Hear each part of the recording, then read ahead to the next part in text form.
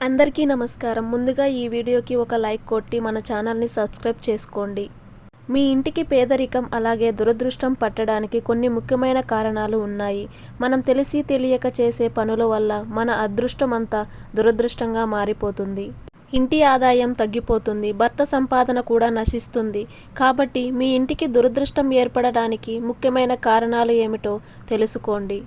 ముందుగా ఈ వీడియోకి ఒక లైక్ కొట్టి ప్రతి ఒక్కరూ ఓం నమఃశివాయ అని కామెంట్ చేయండి. వాస్తు ప్రకారం పగిలిన అద్దాలు ఇంట్లో అస్సలు ఉండకూడదు. పగిలిన అద్దంలో మనం ముఖం చూసుకుంటే మీ జాతకంలో ఉన్న అదృష్టం మొత్తం దురదృష్టంగా మారిపోతుంది. అలాగే చినిగిన బట్టలు ధరించడం లేదా మాసిన బట్టలను ధరించడం ద్వారా మీ జీవితంలో ఆటంకాలు ఏర్పడతాయి. ఇక రాత్రి సమయంలో ఎట్టి పరిస్థితుల్లోనూ నిమ్మకాయ కోయకూడదు. ఇలా చేయడం అశుభమని, ఇది దుష్టశక్తులను ఆకర్షిస్తుందని నమ్మకం. అలాగే మిగిలిపోయిన అన్నాన్ని అస్సలు తినకూడదు. ఇది అనారోగ్యానికి అలాగే దురదృష్టానికి దారితీస్తుంది. అలాగే అద్దె ఇంట్లోకి వెళ్ళేటప్పుడు ఆ ఇంట్లో పాలు పొంగించకూడదు. అద్దె ఇళ్లల్లో పాలు పొంగిస్తే ఆ ఇంటి యజమానికి మాత్రమే పుణ్య ఫలితం దక్కుతుంది. అంతేకాని మీకు ఎలాంటి ప్రయోజనం ఉండదు. ఇంట్లో పూజ చేసేటప్పుడు నిలబడి దేవునికి నమస్కారం చేయకూడదు. చక్కగా కూర్చుని లేదా మోకాళ్ళపైన నిలబడి దేవునికి నమస్కారం చెయ్యాలి. మీ ఇంటి ముందుకు పావురాలు వస్తే వాటికి ఖచ్చితంగా ఆహారం వేయాలి. ఎందుకంటే మన హిందూ ధర్మశాస్త్రాల ప్రకారం పావురాళ్లకు అలాగే లక్ష్మీదేవికి దగ్గర సంబంధం ఉంటుందట. సమయం సందర్భం లేకుండా అపశకునాలు అస్సలు మాట్లాడకూడదు. ముఖ్యంగా సాయంత్ర సమయంలో తదాస్తు దేవతలు భూమిపై తిరుగుతూ ఉంటారట.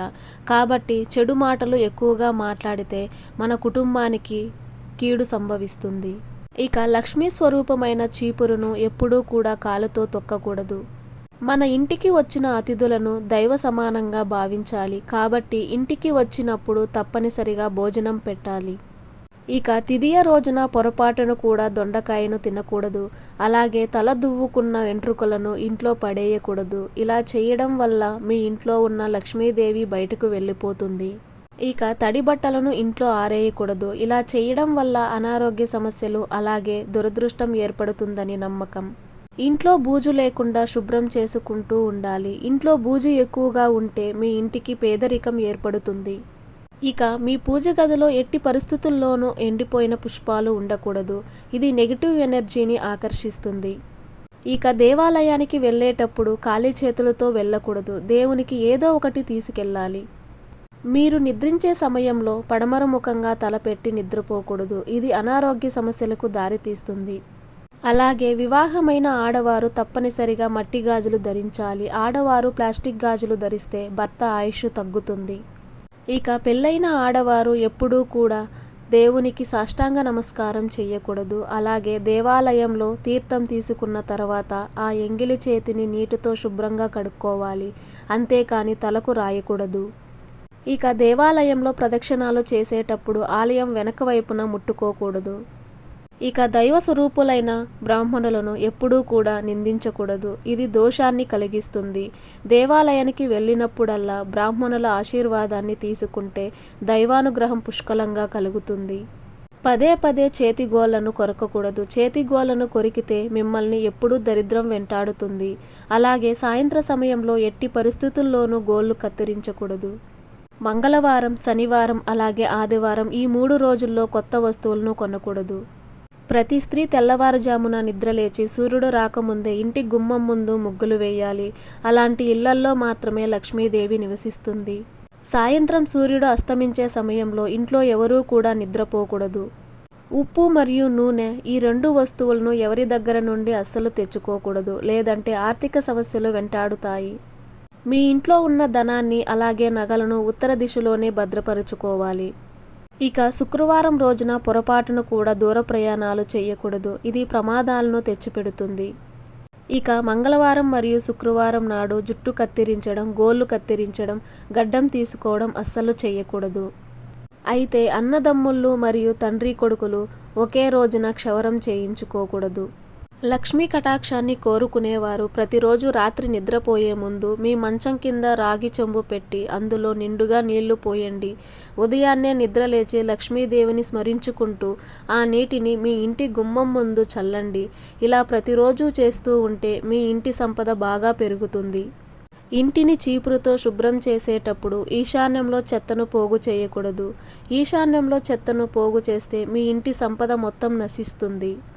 ఇక వివాహమైన స్త్రీలు ఎప్పుడూ కూడా స్నానం చేయకుండా వంట చేయకూడదు. ఇది చాలా అపచారంగా పరిగణించబడుతుంది. ఉదయాన్నే స్నానం చేయలేని వారు కనీసం ముఖం కడుక్కొని కాళ్ళు చేతులను కూడా శుభ్రంగా కడుక్కొని ఇంట్లో వంట చేయాలి. లేదంటే మీ కుటుంబం మొత్తానికి అనారోగ్య సమస్యలు ఏర్పడతాయి. ఇక భోజనం తిన్న పళ్ళెంలో చేతులు కడగకూడదు. అలాగే మంచం మీద కూర్చొని భోజనం చేయకూడదు.